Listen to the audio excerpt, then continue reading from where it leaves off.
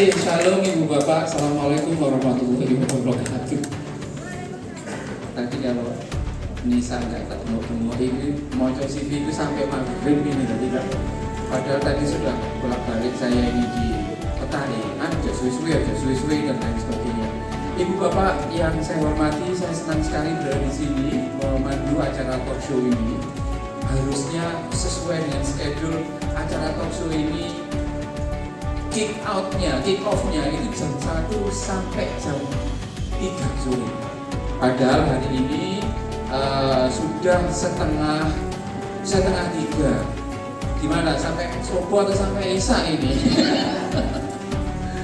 Kita akan setting mungkin sampai jam 4 maksimal begitu kalau boleh. Kalau kita masih kurang, kita bisa teruskan. Nah, sebelum acara kita mulai, saya persilakan dengan hormat tamu-tamu kita untuk kita dengarkan pendapatnya, lalu kemudian kita uji. Jadi 6 orang yang akan kita panggil ini ibaratnya sedang mempertahankan disertasi doktoralnya, dan semua panjenengan semua di sini itu adalah sebagai pengujinya. Jadi mari kita uji 6 orang ini apakah pikiran-pikirannya benar untuk menjawab tema besar ini. Mari kita kasih aplaus bersama-sama untuk ini Mas Pramono Ubetantowi, monggo Mas. Saya persilakan. Dan selanjutnya Bang Andrea Pulungan, kemudian Bapak Edi Supriyanto yang akan diwakili oleh Mas Agus Mantoro dari Kesbang Polimas, kemudian abang saya, Abang Nofri Rondo Nuru yang heboh menyala. Kita kasih aplaus untuk abang kita ini. Jadi kalau ingin jadi bupati, jadi gubernur, kalau nggak sowan beliau ini ya susah ini nanti. Dan tentu saja teman diskusi dan senior saya Romo Agustinus Batisto Tinarso, monggo silakan, kami persilakan untuk hadir dan duduk. Dan yang terakhir kakak saya Profesor Dr. Desti Armi Bulan. Ini sudah Romo Mas, aku Kenny Lai ya Mbak, anut saya. Oh silakan. Ibu Bapak sekalian, ini sarasehan yang saya kira cair saja. Saya tidak akan meminta mereka presentasi sebab mereka ini potongannya dikei presentasi dan ngomong supaya pendeta besok saja merong jam dewe kayak gitu. Dan itu pasti akan sangat melelahkan. Kita nanti akan talk show sebagaimana di TV One Dulu itu ada IRC, Indonesian Lawyer Club gitu kan ya. Setiap orang itu merdeka untuk menyampaikan gagasannya maksimal 5 menit ini untuk menjawab satu problem yang dianggap penting oleh Gus Ham.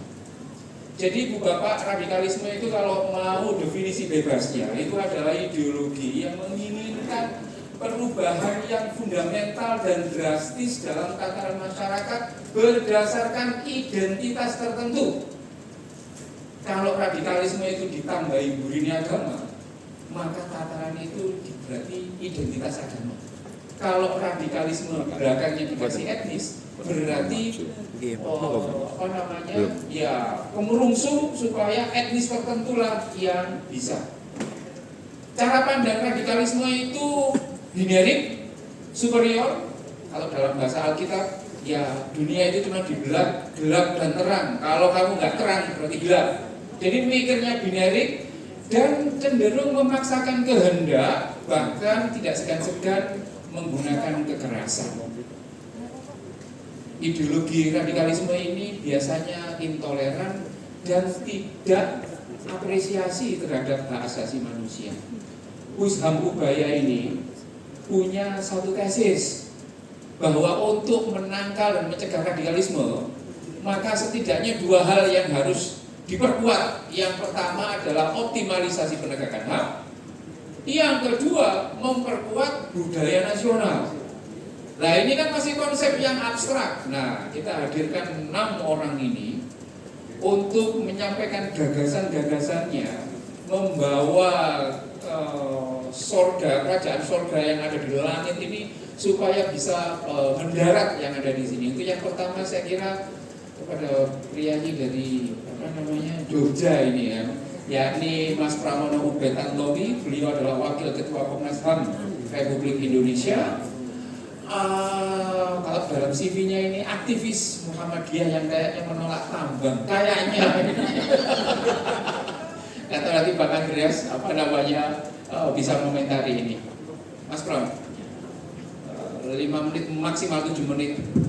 Tema kali ini tuh apa yang perlu atau harus dilakukan, apa yang perlu kita perkuat dan concern terkait dengan soal ini. Monggo Mas.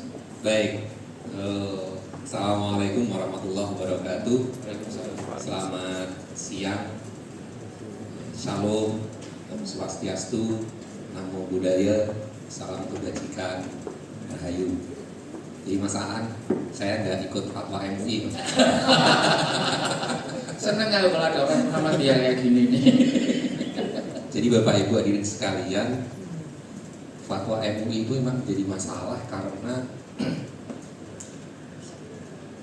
berasumsi seolah-olah kita ini masing-masing hidup dalam komunitasnya sendiri-sendiri. Iya. Gitu. Sehingga menyampaikan salam pada kelompok lain saja itu nggak boleh. Padahal kita secara turun-temurun sudah beratus-ratus tahun proses interkoneksitas, gitu ya, persentuhan,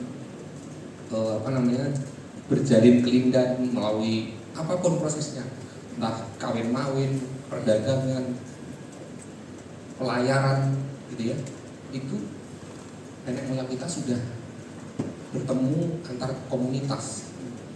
Makanya kita lihat misalnya di pesisir utara NTT, NTB itu ya suku Bugis Makassar misalnya banyak sekali. Pesisir timur Kalimantan itu ya orang-orang Bugis Makassar banyak sekali.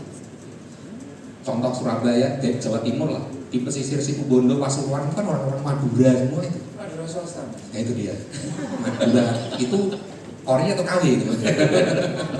Gitu. Jadi kita ini nggak bisa lagi di Indonesia itu hidup hanya dalam komunitas kita sendiri. Orang Bali itu meskipun mayoritas di Bali orang Hindu suku Bali, tapi di Lampung ada orang sekelompok suku Bali. Demikian juga di Sulawesi Tengah. Di Sulawesi Tengah banyak gitu. Artinya kita ini entah proses apapun ya, sudah lama sekali kita ini hidupnya dalam keragaman. Nah, ketika kita mengabaikan atau bahkan menegasikan keragaman dengan cara-cara seperti tadi, seperti fatwa MUI itu, maka kita tidak akan bisa hidup berdampingan dengan orang lain. Nah, Bapak Ibu hadirin sekalian yang saya hormati, salah satu prinsip dalam hak asasi manusia itu adalah, nah ini baru masuk dari saya, karena diminta menyingkat menjadi 5 sampai 7 menit.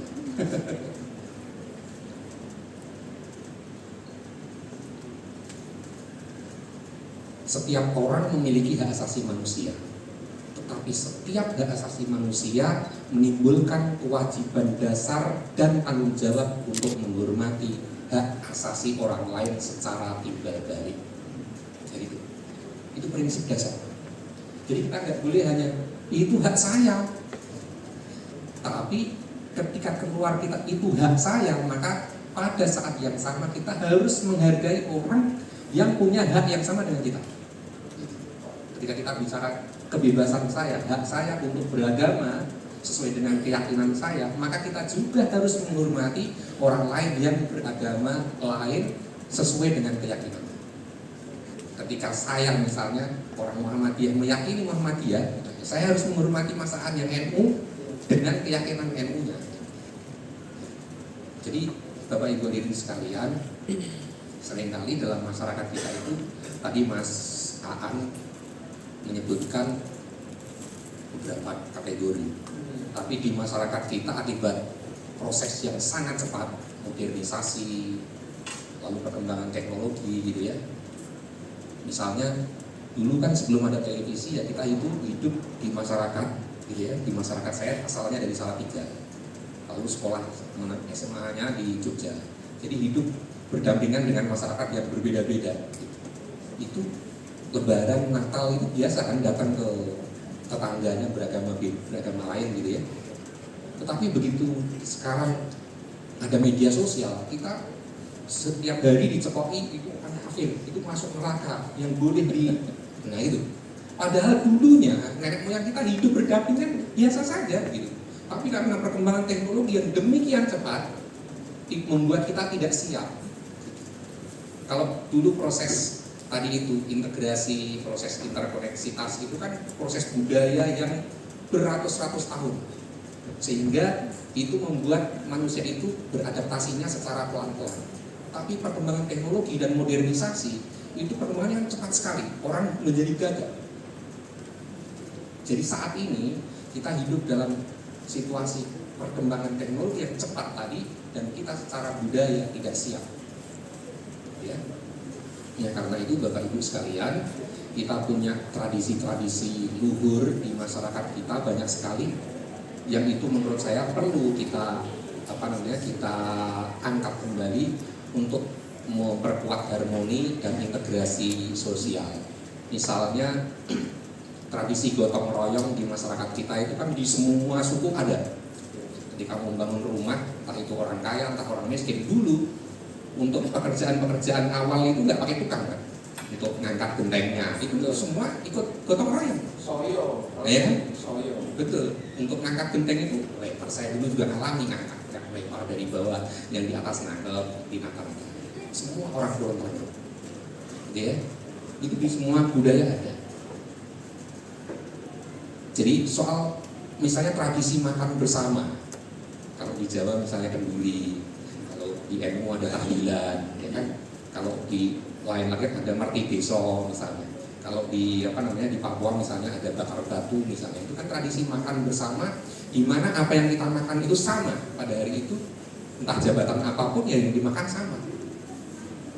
Itu mentradisikan kita, membiasakan kita untuk berbagi, karena semua orang dari rumah bawa masing-masing untuk dibagi dengan orang lain. Jadi apa yang saya bawa boleh dimakan oleh siapapun, dan kita harus tidak boleh hanya makan punya kita sendiri, tapi kita harus makan makanan orang-orang lain itu. Itu tradisi-tradisi yang dulu hidup, dan itu harus kita uri-uri kalau bahasa Jawa, ya kan? Menghormati nilai-nilai setempat. Ketika kita menjadi pendatang di daerah lain, maka kita harus menghormati tradisi setempat. Di mana bumi dipijak, di situ langit dijunjung. Kan itu ujar-ujaran yang sudah lama kita tahu. Tapi ketika kita mempraktekkan, kita seperti gagap. Kita datang ke tempat lain, lalu membawa tradisi kita sendiri, memaksakan bahwa tradisi saya yang paling benar. Padahal misalnya tradisi teman-teman dari Kawanua, dari Minahasa datang ke Surabaya, dia pasti beradaptasi dengan, ya dari bahasanya aja udah seperti arek semua, kan? Udah hilang lagi logat dari Minahasanya gitu, ya kan? Jadi Bapak Ibu sekalian, kesediaan kita untuk tahu diri gitu ya, karena kita datang ke tempat orang lain yang bisa jadi punya tradisi berbeda, kepercayaan berbeda, kebiasaan berbeda gitu ya. Tidak memaksakan apa yang kita punya, apa yang kita yakini, apa yang kita lakukan itu kepada orang lain yang berbeda. Itulah sebenarnya nilai-nilai yang selama ini kita warisi dari para leluhur gitu. Jadi tadi sudah ada soal tradisi gotong royong, makan bersama, menghormati tempat kebiasaan setempat, lalu menyelesaikan persoalan secara damai. Itu juga tradisi kita di semua wilayah ada. Di Maluku ada pela gandong, ya kan? Di Aceh ada suwok misalnya. Itu tradisi-tradisi yang harusnya dihidupkan. Kalau sekarang beda pendapat dikit, lapor polisi, apa-apa kriminalisasi, kan begitu. Itu tradisi dari mana? Apa-apa lapor polisi. Itu tradisi dari mana? Tradisi kita itu yang menyelesaikan persoalan dengan ngomong, dengan bicara. Ada tetua adat misalnya, atau tetua agama, atau tetua suku misalnya yang dihormati, yang mendamaikan pihak yang bersengketa, yang berselisih. Kan itu tradisi-tradisi yang harusnya kita hidupkan kembali. Kalau sekarang istilahnya kan restoratif justice. Nah, jadi sebenarnya konsep-konsep itu ada dalam budaya kita. Konsep-konsep modern penyelesaian konflik tanpa melalui proses pidana itu kan ada dalam tradisi kita.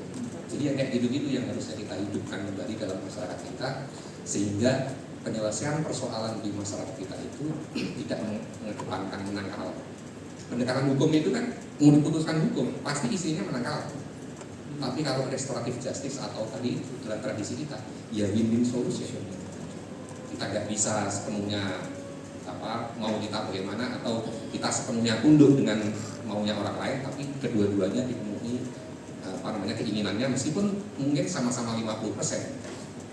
Ya 50-50 lah, kalau 50-50 Madura bisa 70-30 atau 40 ya kan. Kira-kira itu Mas Aan, terima kasih. Terima kasih. Kita kasih applause untuk Mas Pramono. Saya ke Bang Andrea Pulungan, tenaga profesional bidang hukum dan HAM dari Lemben. Saya itu kadang-kadang itu ngerasani sama Lemhanas gitu.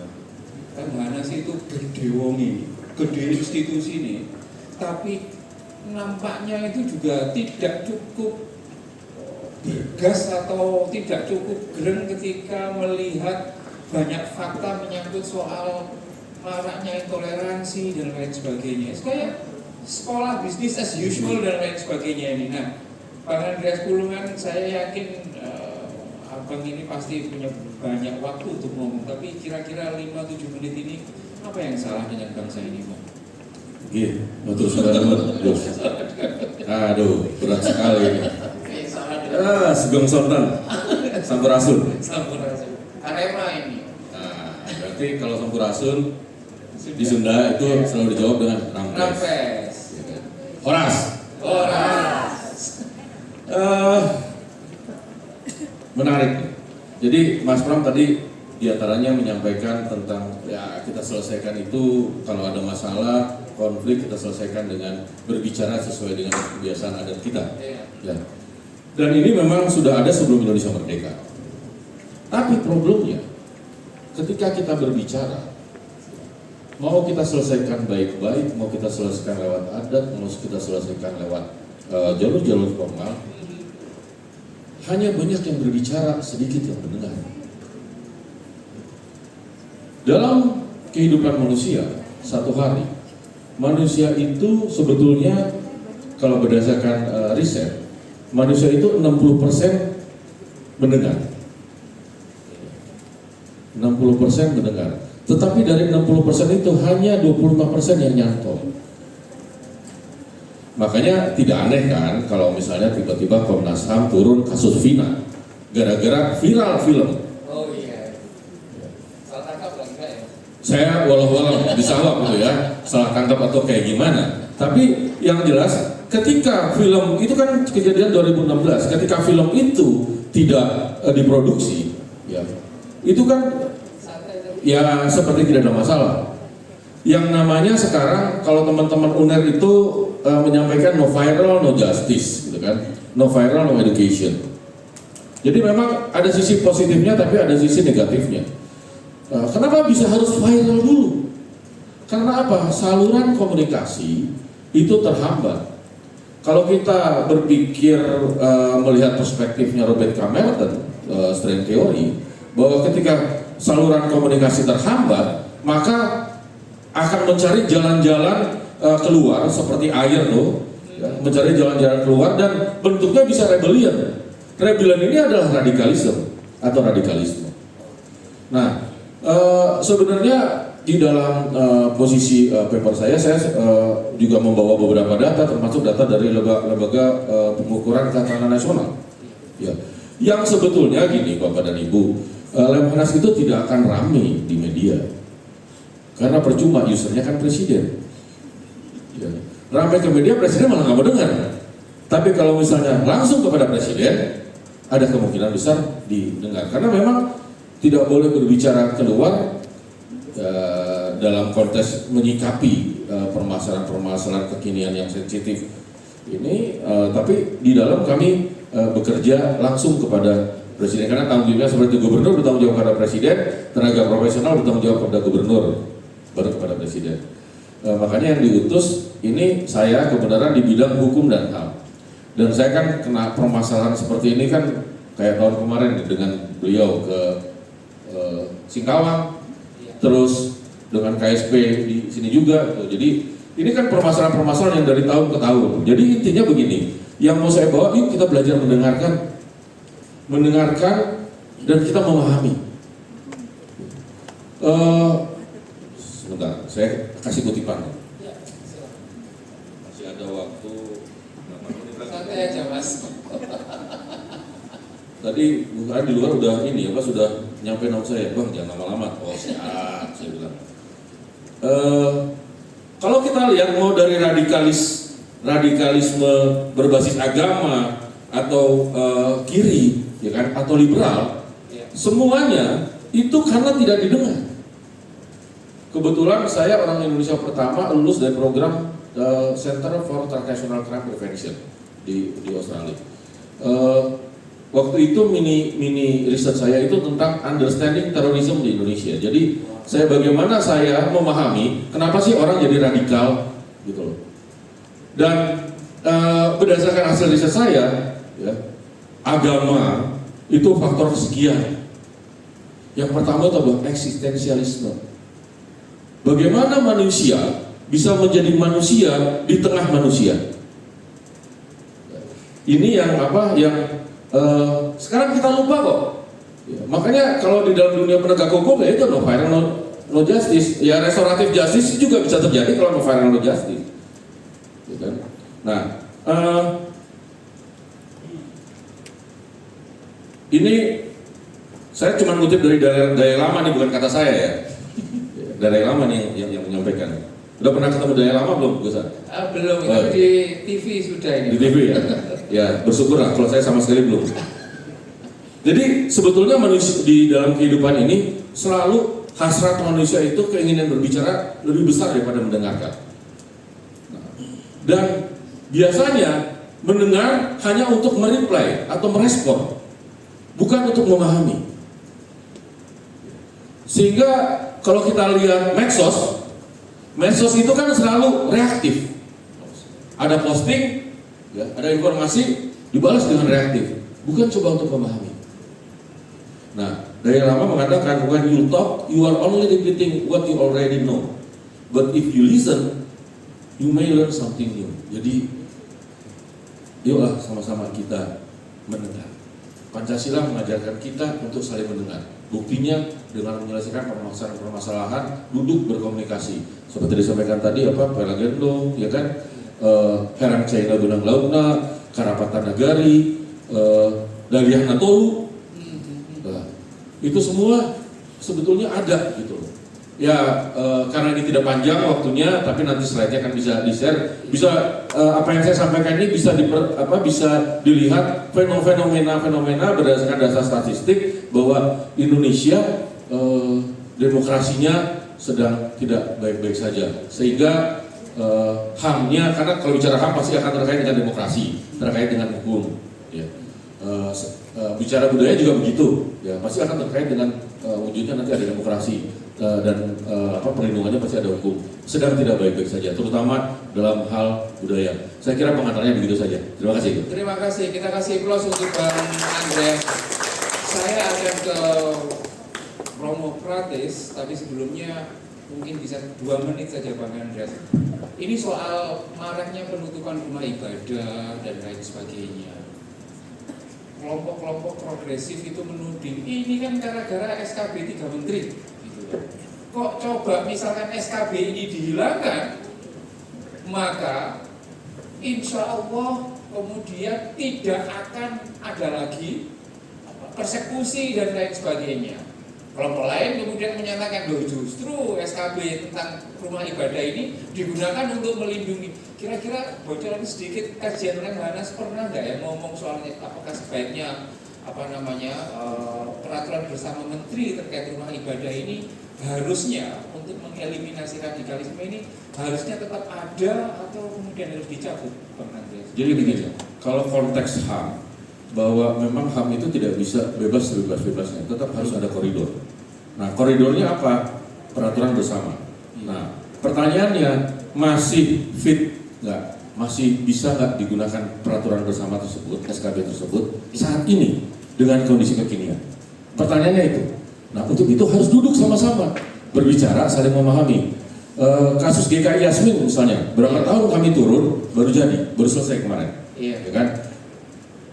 Ya dari 2023 selesainya, ya kan. Sementara saya ngalamin bagaimana kelompok-kelompok garis keras yang sebagian sudah dibubarkan sekarang itu bawa senjata dan lain sebagainya.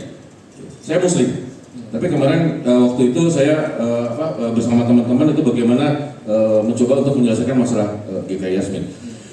Dari pihak GKI diajak untuk bermediasi tidak mau pada saat itu, gitu loh. Sehingga ini kan gini, bagaimana orang bisa tahu seseorang itu merasa tidak enak atau sakit kalau tidak bisa diajak bicara? Untuk itu ya pribadi saya menyarankan coba dah peraturan bersama itu mungkin diinisiasi sama teman-teman Komnas HAM, kita evaluasi lagi. Masih cocok nggak dengan keadaan sekarang? Masih relevan nggak dengan keadaan sekarang? Karena saya tidak berani bilang, oh itu harus dihilangkan saja. Saya takut ini kita negara Pancasila bukan negara liberal. Tapi kita juga bukan negara agama. So kita harus duduk sama-sama dan saling mau mendengarkan, saling mau memahami. Percayalah bahwa mendengarkan ini sudah hampir punah di Republik tercinta. Semuanya berkutu ngomong gitu ya, Bang ya. Betul. Terima kasih, kita kasih aplaus untuk Bang Andreas. Karena tadi Bang Andreas ini, Bang Andrea ini ngomong agak-agak filsafati, saya kira saya akan menagih kepada yang punya fakultas filsafat dari Universitas Katolik Widya Mandala Surabaya, Romo Dr. Agustinus Pratisto Trinarso. Gimana Mo? Dibubarkan atau diteruskan Indonesia ini? Mungkin atau tidak mencegah radikalisme ini dengan cara mengoptimalisasi penegakan HAM dan memperkuat budaya. Kalau nggak memungkinkan, apa tawarannya? Kalau memungkinkan, konkretnya ya apa? Kalau cara Surabaya ini konkretnya itu seperti apa? Silakan Pak. Baik, terima kasih. Kebiasaan ini memang sudah lama ya kita berdua terus. Memang perjuangan untuk rukun itu tidak gampang. Tapi kita itu basicnya, kalau saya ini dari akademisi dan agama, itu saya mengambil yang dari akademisi itu terkait dengan ini budaya Sinoman gitu ya. Dan itu mungkin, masalah mungkin terkait untuk membangun kerukunan itu dalam konteks memang di dalam masyarakat kita yang paling natural dan alami dalam kebudayaan, kalau mau dipegang teguh dan itu kemudian dibantu oleh pemerintah bagaimana itu kemudian diakomodir, saya yakin pasti itu menjadi wahana atau menjadi ruang yang memang sungguh-sungguh bagus ya. Jadi Sinoman Surabaya ini sebenarnya tadi dikejarkan oleh Pak Freddy juga Pak Anton, harapan tentang local wisdom itu bahwa dari budaya Mentaraman ke budaya Arek. Sinoman kalau di budaya Mentaraman itu hanya anak-anak muda yang membantu untuk kalau perkawinan dan sebagainya ya.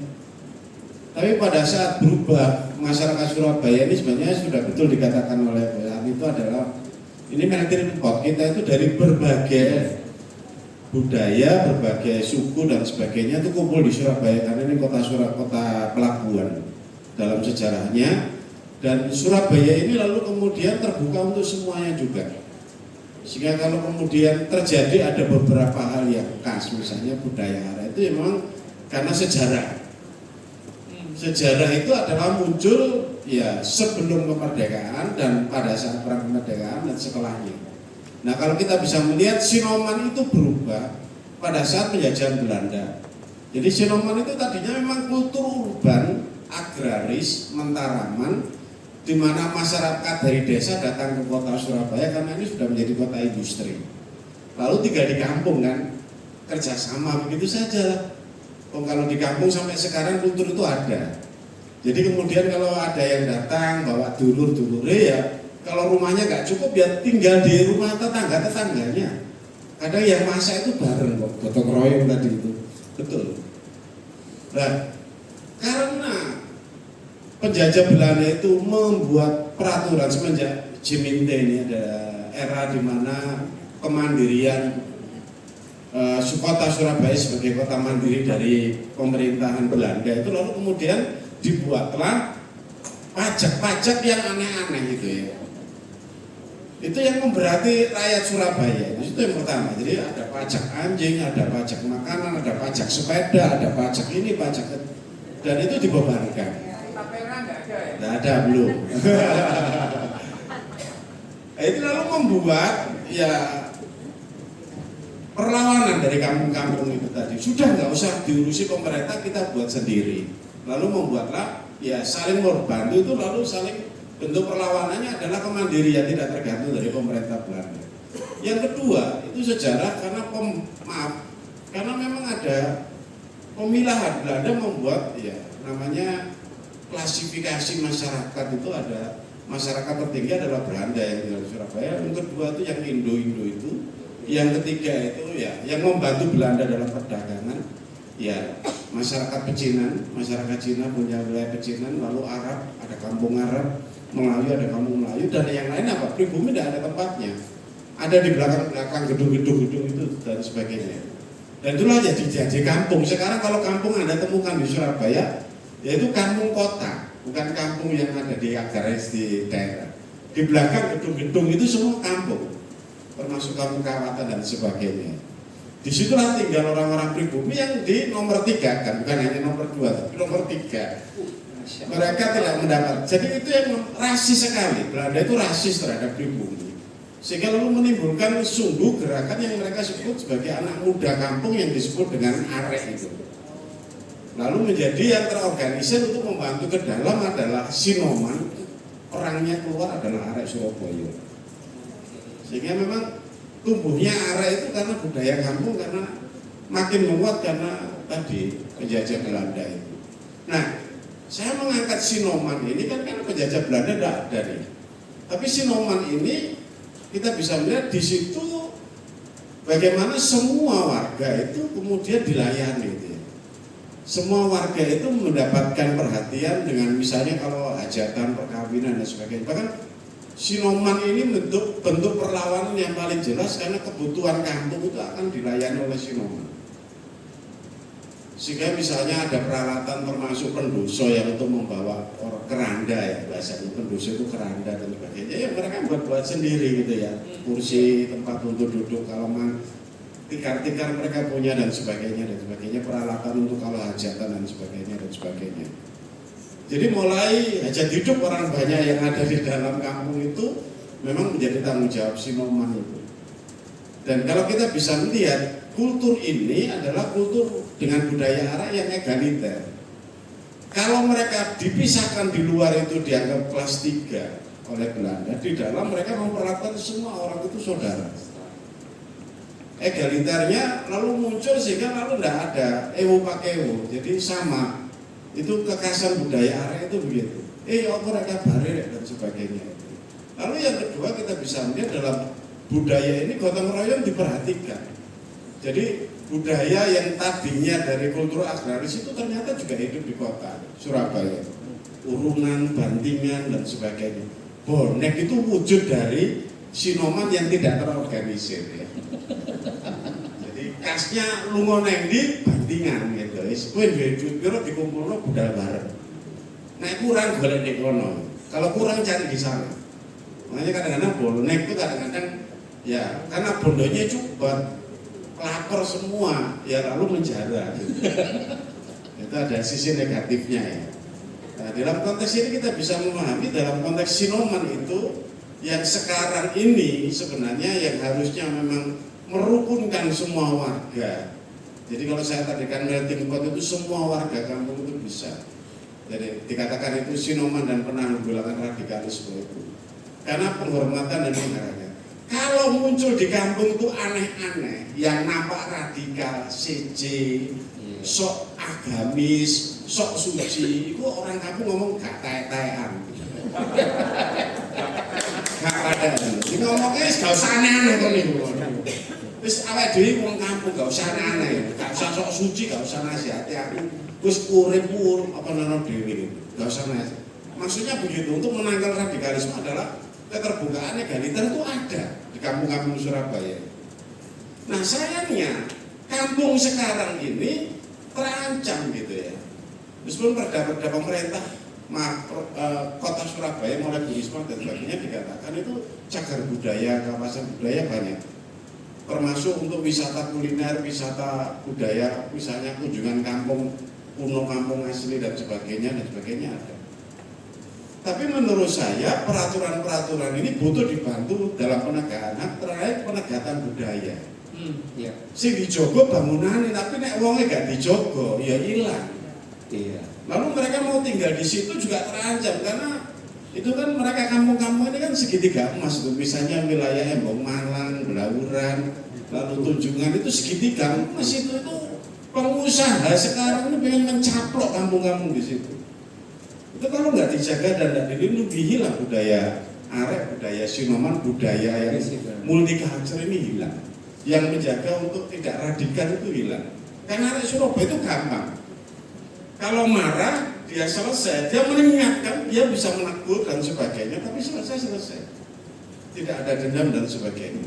Lu Romo kok ono bom? Pertanyaan Iya. kok ono bom nang ngene gerejaku. SRTB yang agel itu. Karena yang ngebom ini bukan tinggal di kampung asli Surabaya, kan pinggiran. Di wilayah rumput yang sebelah sana, pinggiran sekali.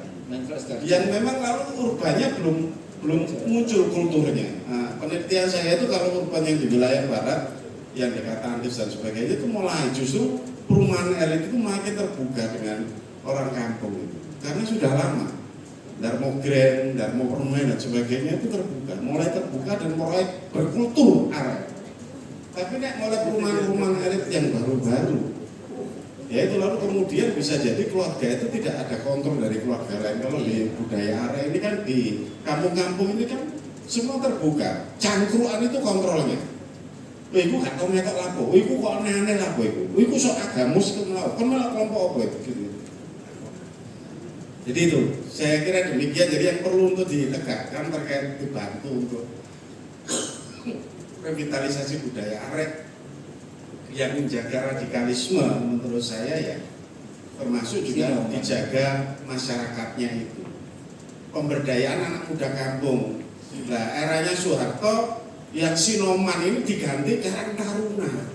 Karena apa-apa nih Karang Taruna itu nggak ada faedahnya sama sekali. Yang tadinya perlu sosial, peduli pada saudara-saudaranya yang menderita atau butuh ditolong, sekarang organisasi aja, proyek senang. Iya, hanya proyek saja, dan itu ditarik-tarik ke arah politis gitu. Saya kira itu awal pemandu supaya kita bisa melihat itu. Terima kasih. Kita punya lokal wisdom yang bisa menjaga radikalisme. Kita kasih plus untuk Romo gratis. Gak nyangka Romo gak taek.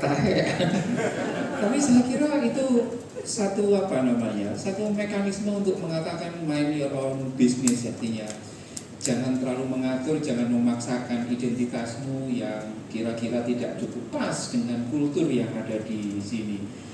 Nah, sebelum dari Bakes Bank, saya kira saya akan mengundang Bang Nofri Rondonuwu sebagai Ketua Umum Kerukunan Keluarga Kawanua. Mungkin yang pertama adalah semoga masih kerasan di Jawa Timur. Nah, yang kedua, kadang-kadang itu nanti juga bisa disinggung ya Bang. Oh bukan ya. Juga bisa kadang-kadang itu ketika satu identitas pendatang itu terlalu nampak di permukaan, kadang-kadang orang lokal itu merasa, loh, iki tamu kok sawangane luwih menyala ketimbang lokalitasnya dan lain sebagainya itu. Tentu kumpulan keluarga Kawanua itu punya banyak pengalaman menyangkut soal ini, terutama terkait dengan memperkuat budaya nasional dalam upaya untuk mencegah radikalisme ini. Silakan Bang Nofri. Iya, terima kasih Mas Aan. Ya, Bapak Ibu, saudara sekalian, saya ini bingung, ini di sini logo saya K3 Surabaya. Saya Ketua K3 Jawa Timur. Memang saya 2 jabatan. Saya ini baru terpilih lagi pada tanggal 27 April kemarin, tanggal 29 Januari 2024 sebagai Ketua Kerukunan Keluarga Kawanua Surabaya. Saya sudah yang ketiga kali. Bulan Oktober ya, bulan Juli, tanggal 30 Juli 2023 saya terpilih menjadi Ketua Umum Kerukunan Keluarga Kawanua di Jawa Timur yang membawahi 18 Kawanua yang ada di 38 kabupaten kota. Jadi kita sudah ada 18 di 38 kabupaten kota komunitas kerukunan keluarga Kawanua Jawa Timur. Kebetulan yang Bu Kofifa yang hadir pada tanggal 30 Juli 2023 itu kami Bu Kofifa sebagai gubernur, kami mengangkat beliau menjadi Inaknya Kawanua. Inak itu adalah orang tua dari kami orang Kawanua. Itu sedikit yang harus saya jelaskan. Dan nanti akhir bulan ini masih menunggu jadwalnya Pak Wali Kota Pak Eri Cahyadi kapan kami akan dilantik. Karena melantik kami K3 Surabaya adalah Pak Eri, dalam arti sebagai Wali Kota bukan sebagai pribadi. Karena kami bagian dari masyarakat Surabaya, gitu. Ya baik. Karena ini ada tema, tentu satu hal yang luar biasa saya dipercayakan oleh Ketua Panitia Ibu Sonia Siwu. Dalam hal ini saya mewakili komunitas. Dalam arti yang saya akan sampaikan di sini tentang bagaimana sih kenapa ini orang Minahasa ada di Jawa. Orang Minahasa itu kalau kita di Manado, kalau kita di luar Minahasa itu disebut Kawanua. Jadi perkumpulan orang-orang Minahasa dikelebur menjadi satu Kawanua yang ada di mana saja di muka bumi ini. Begitu. Jadi artinya kami ada di mana-mana. Tapi kami menggunakan kalau di Jawa atau dimanapun tetap menggunakan Kawanua. Kawanua itu persaudaraan. Kita semua bersaudara ya. Torang semua bersaudara, torang semua ciptaan Tuhan. Nanti ada di tema saya. Jadi tentang tema optimalisasi penegakan HAM memperkuat budaya nasional tentunya mencegah radikalisme ini, tentu kami dalam kerukunan keluarga Kawanua Surabaya dan juga kerukunan keluarga Kawanua Jawa Timur sebagai organisasi kerukunan persaudaraan yang berlatar belakang etnonasionalisme Indonesia. Nasionalisme Minahasa jelas mengutamakan dan menjunjung tinggi nilai-nilai kemajumukan nasionalisme Indonesia. Sebagaimana terkandung dalam Fakta Mulia Bhinneka Tunggal Ika, etnonasionalisme Minahasa tidak berbeda dengan Budi Utomo yang kita kenal dengan Trikoro Darmo, yang dulu didirikan Dr. Sutomo dan kawan-kawan, yang kemudian bersama Jong Minahasa dan lain-lain menjadi pilar-pilar bangunan kebangsaan Indonesia melalui Sumpah Pemuda tahun 1928. Yang berikut jadi kerukunan keluarga Kawanua, kami bukan mengutamakan tribalisme atau semangat sukuisme. Kerukunan keluarga Kawanua Surabaya dan Jawa Timur tentunya kami berfungsi untuk menanamkan atau mewariskan nilai-nilai luhur budaya asli Minahasa kepada anggota Kawanua. Dan di antara nilai budaya Minahasa yang paling khas ialah egalitarian, seperti yang disampaikan Romo tadi, bahwa persamaan, kesetaraan di antara sesama manusia. Ini terbukti dalam sejarah di daerah kami yang tidak mengenal adanya kerajaan atau golongan dan ningrat. Jadi di Minahasa atau di Provinsi Sulawesi Utara kami tidak mengenal yang namanya ningrat atau kerajaan. Yang berikut, dengan demikian bahwa nilai-nilai dan spirit hak asasi manusia memang sudah memiliki akarnya di dalam budaya Minahasa. Itulah yang memperkuat kita. Karena moto kami ketika kami merantau di seluruh dunia, bahwa moto kami itu adalah ketika kita merantau di tempat yang sama sekali berbeda dengan kita punya rasa, kita punya agama, kita punya perbedaan, kita punya suku, kita harus siap beradaptasi, kita harus siap untuk berkolaborasi, dan kita harus siap untuk bisa bekerja sama. Dan kami harus seperti padi. Itu moto kami. Kenapa harus seperti padi? Kami tidak boleh berdiri tegak. Sama seperti tarian Kabasaran tadi, mereka harus tegak karena memang mereka dilatih untuk berperang. Tapi kita di sini bukan dilatih untuk berperang, tetapi kami di sini dilatih untuk menumbuhkan SDM kami, dan kami datang di sini untuk hidup. Artinya kami datang mencari, bekerja di rantau, di tanah orang, otomatis kami harus mengikuti kultur. Seperti disampaikan tadi bahwa betul Pak, bahasa Manado kami sudah lupa, kami pakai bahasa Jawa. Yang kita ini tinggal di Jawa, kami pakai bahasa Manado kecuali ada pertemuan-pertemuan khusus kami orang kawan kita pakai bahasa itu, dan itu sudah jarang sekali. Lebih sering ya sudah pakai bahasa Indonesia yang baik minimal atau pakai bahasa Jawa. Tetapi budayanya kami tidak akan bisa melupakan. Bahasa bisa, tetapi budaya seperti tadi di mana kami berada, kalau kami ada acara itu tari Kabasaran dan tari Maengket, apalagi musik kolintang, ya pernah tahu ya Bapak Ibu, musik kolintang sekarang sementara dalam proses kita untuk diakui di UNESCO. Sebetulnya sudah lama kami diakui, kami dulu masih sama-sama dengan gamelan, tapi duluan gamelan yang diterima. Kenapa kami tidak diterima? Karena ada dua nama kolintang yang sama, walaupun jenisnya berbeda, tapi namanya sama. Itu adalah kolintang yang ada di Filipina. Di Filipina itu dari bambu, ya, sehingga disitulah kami nggak bisa lanjutkan. Akhirnya dikembalikan lagi dokumen kami, dan akhirnya diperbaharui lagi dan kami mengganti nama menjadi AMKK. Jadi Ensemble Musik Kolintang Kayu. Jadi harus ada kayunya, kayu. Karena memang musik kolintang totalnya itu semua bilanya, bodinya, kakinya semua itu terbuat dari kayu, sehingga dia membunyi satu harmoni yang begitu baik. Nah itulah sedikit yang bisa kami sampaikan, dan kebetulan ketua persatuan kami punya paguyuban namanya Paguyuban Persatuan Insan Kolintang Nasional, kebetulan yang diketuai oleh Ibu Penny Masetio yang istrinya Pak Jenderal Setio, sekarang komisaris di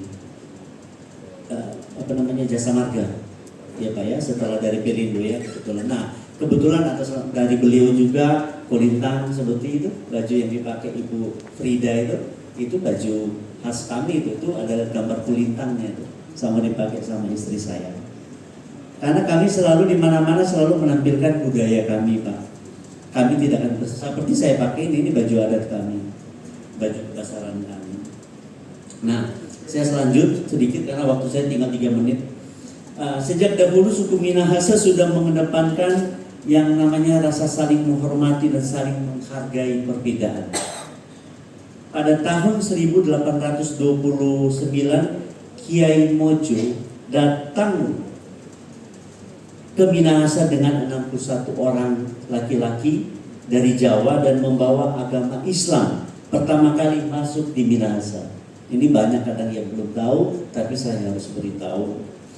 Nah, sementara selang 2 tahun kemudian datang misionaris dari Jerman, yaitu Pendeta Riedel dan Pendeta Schwarz. Ini Pendeta Schwarz ini, gereja Schwarz ini yang sempat jadi viral tahun 2024 awal ya, benar-benar ya. Nah, yang membawa Injil di Minahasa, dan jadi pertama membawa Injil di Minahasa ini adalah agama Kristen yang namanya Protestan. Itu adalah Pendeta Riedel dan Schwarz. Yang membawa agama Muslim pertama kali di Minahasa itu adalah Kiai Mojo. Dan mereka berdua ini karena rentang waktunya sangat pendek, cuma 2 tahun setelah kedatangnya Kiai Mojo, akhirnya mereka punya kesepakatan dan sampai saat ini masih berjalan dengan baik. Agamamu itu kata Kiai Mojo, dan kata Riedel dan Schwarz agamaku. Sehingga toleransi antar umat beragama di Minahasa atau di Sulawesi sampai saat ini sangat kental dan sangat baik, dan mereka terjalin sangat bagus sekali. Sehingga di Sulawesi Utara sekarang terkenal dengan namanya laboratorium antar umat beragama. Dan sampai saat ini itu masih berjalan, dan hampir di Sulawesi Utara hampir tidak ada yang namanya konflik. Sampai saat ini hampir tidak ada, bukan tidak ada, hampir tidak ada yang namanya konflik antar umat beragama. Nah, itulah tentunya yang perlu saya sampaikan, bahwa ternyata lewat kami, lewat budaya. Kenapa? Lewat budaya ini bisa, hanya lewat budaya kita bisa mempersatukan bangsa kita yang majemuk ini, bukan lewat politik. Sekarang kita boleh satu warna, tetapi besok ketika kita ada selisih paham, kita berbeda, kita akan berbeda warna. Tentu tidak akan pernah menyatu.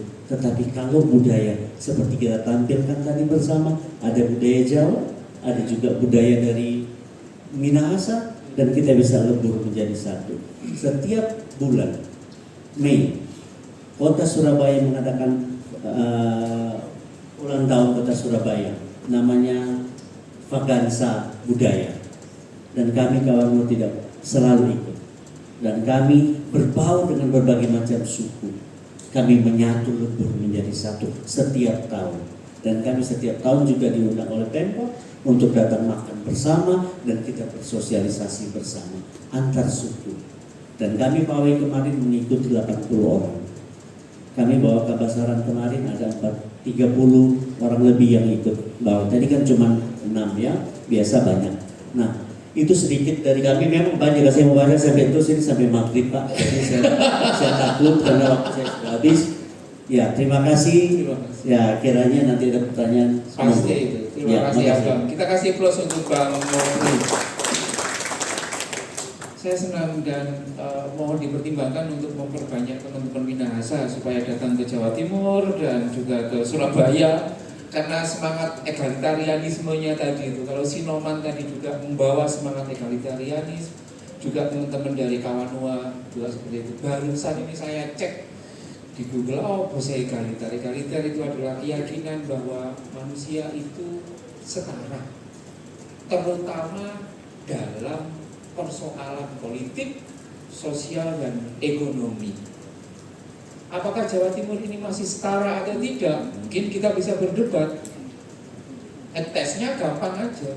Ini kan wali kota Surabaya. Coba saja ada orang Tionghoa, Kristen, nyalon wae jadi wakil wali kota. Nyalonkan jadi calon wali kota, apakah terkena isu identitas atau tidak? Itu ngetesnya. Saya nggak tahu, moga-moga ada seseorang yang berani untuk menjadi martir. Karena apa? Karena sebagai jembatan kepada Pak Kespang Pol dari provinsi, Mas Agus Imantoro, tahun 2022 sebagaimana yang saya baca, itu Pak Kespang Pol menggandeng UNER untuk, kalau nggak salah ya Mas, untuk mengadakan riset soal radikalisme dan intoleransi di tingkatan pelajar. Hasilnya, ya puji Tuhan, 37% pelajar kita di Jawa Timur atau di Surabaya, nanti silakan ini, masih terkena radikalisme dan juga intoleransi. Kalau perspektif yang positif, wah masih cukup banyak yang toleran dan yang tidak radikal. Tapi kalau kita mau kalikan 37% pelajar kali misalkan 2 juta, itu aja sudah lumayan ngeri itu, seperti itu. Mas Agus, monggo Mas, 5 menit Mas. Apa yang bisa sampean jawab terkait rumitnya kondisi Jawa Timur ini? Baik, terima kasih. Aura kasih naik motor. Apa itu Mas? Terima kasih Mas Aam, moderator. Mantap. Tepuk tangan buat beliau dulu. Aura. Baik, sekalian, Bismillahirrahmanirrahim. Assalamualaikum warahmatullahi wabarakatuh. Salam sejahtera buat kita semua. Yang terhormat Bapak Freddy Purnomo, dan juga tentu para sivitas akademika Universitas Sriwijaya, matur nuwun, dan atas nama pemerintah Provinsi Jawa Timur, tentu kami mengapresiasi terhadap pelaksanaan ini hari ini yang luar biasa sekali. Ya. Sebenarnya saya tadi dengan Prof. Hesti ini dari Pamekasan, kemarin dari Sumeneb, jadi agak ngebut tadi, alhamdulillah nyampe ke sini. Begitu sini rasanya fresh ya, karena kena pesta budaya tadi istilahnya ya. Baik, Bapak sekalian dan tentu juga para narasumber yang luar biasa sekali hari ini yang sudah hadir di tempat ini. Bapak sekalian, kalau kita melihat bagaimana Jawa Timur ya, dan tentu ini Pak Freddy selalu mengawal kami terus, ya selalu membimbing kami, ya di mana Jawa Timur kita ketahui bersama bahwa boleh dikatakan sebagai miniatur Indonesia ya. Apa yang tidak ada sih di Jawa Timur? Semua ada, ya. Dari mulai yang positif sampai negatif ada, ya. Dari mulai yang baik sampai yang kurang baik ada. Ya. Contoh misalnya salah satu kaitannya dengan narkoba misalnya. Kita temuan yang terbaik nomor 2 Pak Freddy ya. Temuan narkoba, tapi kita positif aja. Artinya kalau ada temuan narkoba banyak itu artinya berarti institusi yang terkait dengan aparatur yang menangani berarti bergerak cepat gitu. Akhirnya bisa dapat data-datanya kan begitu. Nah inilah artinya itu sehingga tadi juga Mas An juga sampaikan, Gus An tadi sampaikan kita juga sempat waktu itu kerjasama dengan UNER ya, dan itulah salah satu dari itu akhirnya munculnya ada hak inisiatif Dewan dengan adanya Perda nomor 8 itu Mas. Oke. 8 2018 itu salah satunya ya. Di samping itu juga karena Jawa Timur kita tahu yang tadi saya sampaikan bahwa miniatur Indonesia yang semua ada di sini. Ya. Jadi Perda Peraturan Daerah nomor 8 tahun 2018 ya. Itu adalah salah satu hak inisiatif dari Dewan yang dimotori Pak Freddy yang mendorong kami untuk waktu itu dan alhamdulillah juga Perda nomor 8 2018 ini adalah yang satu-satunya yang pertama kali di Indonesia. Iya, yang tentang penyelenggaraan toleransi bermasyarakat ya. Dan ini tentu menjadi kebanggaan kita semua ya. Dan setelah itu aplikasinya kita lanjutkan dengan adanya Pergub Peraturan Gubernur nomor 32 tahun 2020 ya. Nah dari situlah kami melaksanakan tupoksi kami ya.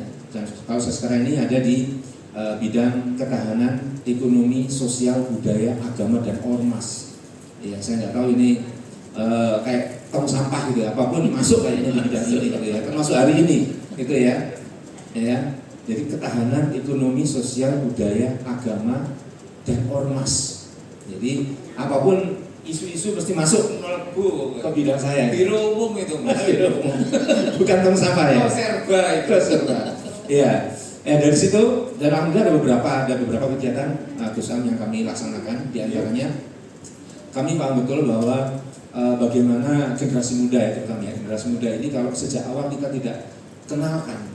Generasi muda ini kalau tidak kenalkan di antara sesama baik itu suku ya maupun agama dan lainnya. Dan lagi Bapak sekalian, tentu tujuan dari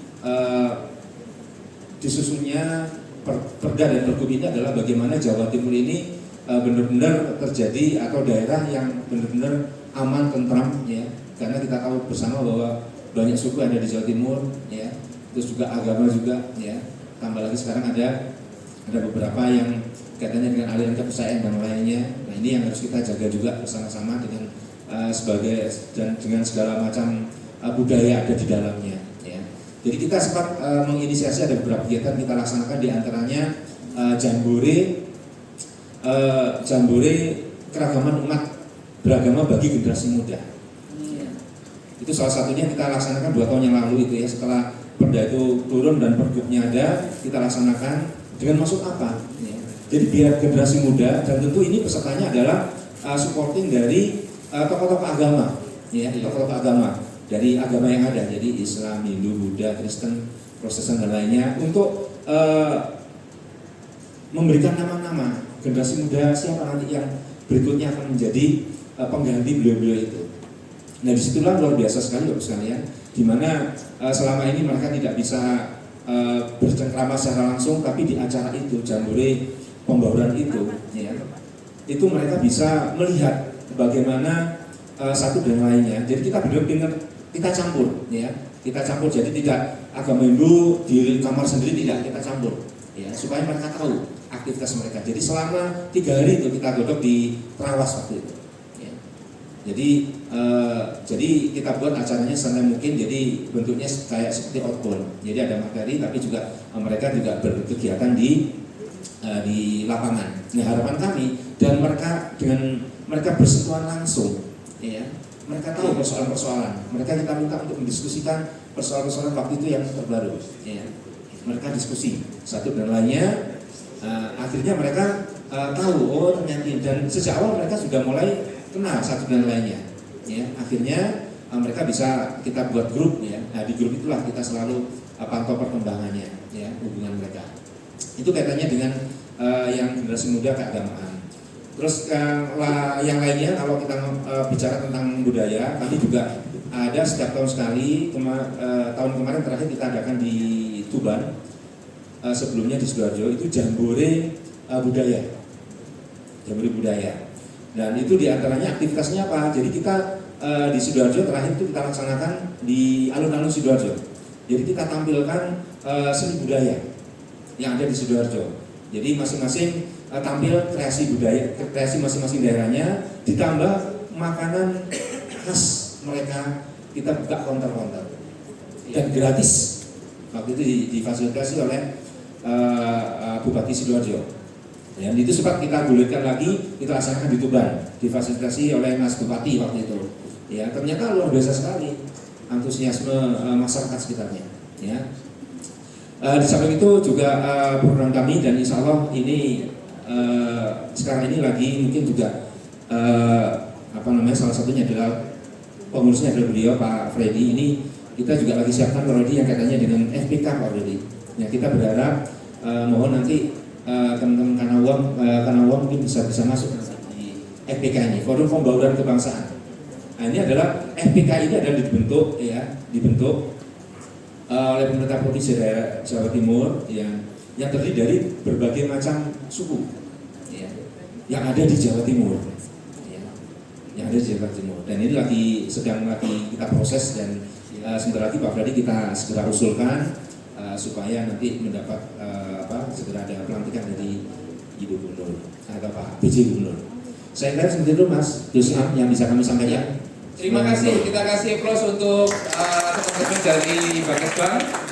Yang terakhir kita akan mendengarkan sembari juga menggugat apakah kita perlu khawatir dengan terorisme di Jawa Timur, karena ini ada pakarnya. Tapi sebelum itu, sebelum itu.